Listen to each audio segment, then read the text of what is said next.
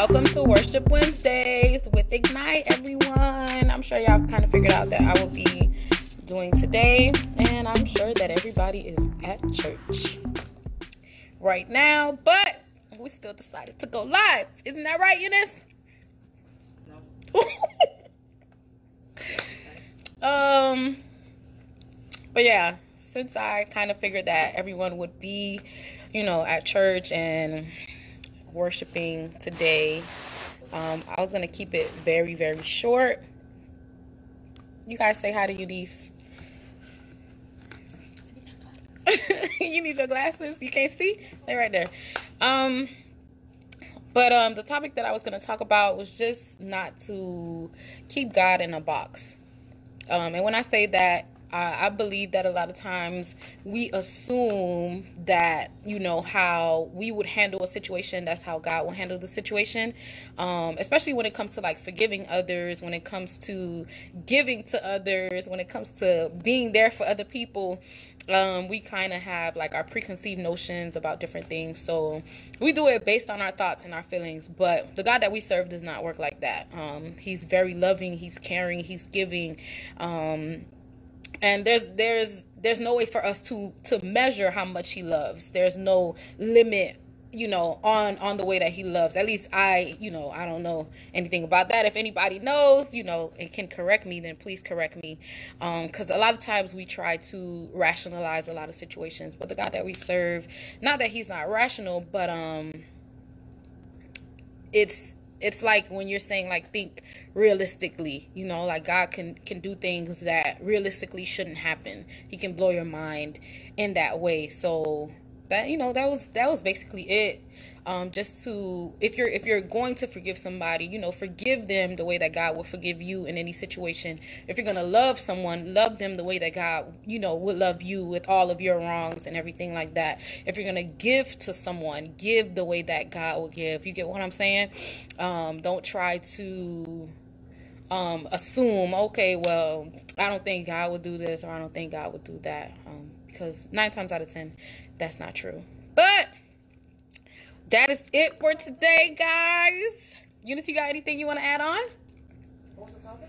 Oh my gosh. Just to not put God in a box. Don't put his love in a box. Don't put, what he'll do for other people. Don't put that in a box. Like, if God is working, allow him to work. Don't try to figure out what it is that he's doing, because your mind, really can't fathom or move over. Oh, okay. Oh, then I have, okay, because you didn't like a bowl. That's what it is. Okay. Don't try to put God like in a cookie cutter, because a lot of times, we assume that God won't do these things, and it's not true. We'll never be able to understand God. Right. Nowhere near, far. Nowhere near or far. Oh, but yeah, it goes back to the verse in the Bible that says our ways are not his ways, our thoughts are not his thoughts. So in the moment where you're just like, well, God wouldn't do that, or God wouldn't do this, you really have to be in prayer and in constant communication for you to know like his mindset and stuff like that. And most of the time people are not. They're just doing it based off of them, like, oh no, I'm not gonna be friends with her anymore because this, that, and and that happened. But and it come off as judging. Right, and here God is constantly forgiving you, constantly being there for you, and you're not willing to do the same for others. So that's basically it, guys. This was a quick live. Wanted for people just to love the way that God loves, and to to give the way that God gives. A lot of times you're telling people like, oh, you need to think rational about the situation, but once you put God in that, be practical. Like, God isn't practical, though. He'll do things that'll just blow your mind. Mm-hmm. All right. That's about it. You understand? You got nothing to say. You just want to be in the camera. Parce que some belle femme de la caméra. What if everybody don't speak Creole? Say it in English. I'm a beautiful woman. The camera loves me. Yeah, man. Just don't limit God. Don't limit God.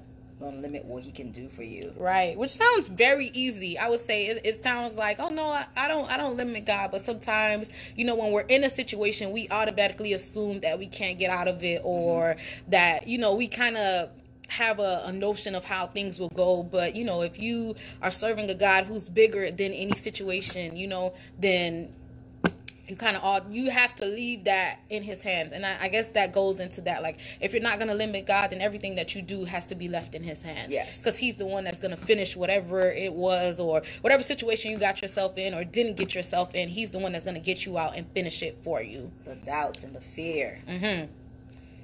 That's something I was battling with this week. So you should have no doubts. About your doubts and fears? This is very, you know... Guys, I'm always gonna be doing my lives at work because I work. So this will always be here. But go ahead, you wanna open up a little bit about your no. But the doubts and the fear. That's one thing that we do a lot, not knowing that we do so. But being a Christian, we should know that our trust is in the Lord. Like, we put our trust in our hope. And even if we're going to be dealing with things, battling with things, just know that God is on our side. Right. Know that God is on your side. Right. And that just trust in God, man. Just trust in him. That sounds easy. That sounds very easy. You don't think that tomorrow you're going to wake up. The people that die, like, they wake up today and then they were in that grocery store and they died. Like, you didn't know that she was going to die today. Right. So it's like, for me, I've been worried, like, not knowing what's going to happen tomorrow, not knowing that if I'm ever going to get married and have kids and live my life. You see people that live till they're 90 years old. It's like, bro, like, and they don't even know God. And we know God, and it's like, well, don't limit God to your understanding or your thoughts and your feelings. Like, really give him your all, like you say you're giving him your all, you know.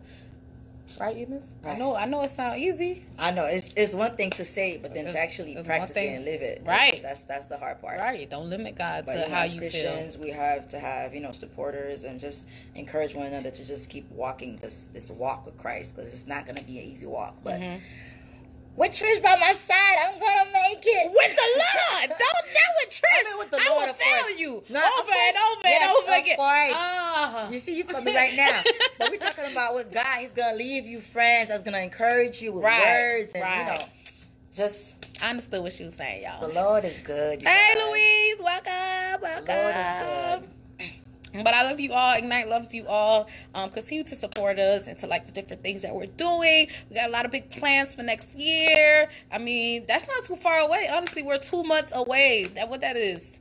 60 days, right? About 60 days away from a new year. So, I pray that one of your New Year's resolutions or one of the new things that you're going to do is not to place God in a box.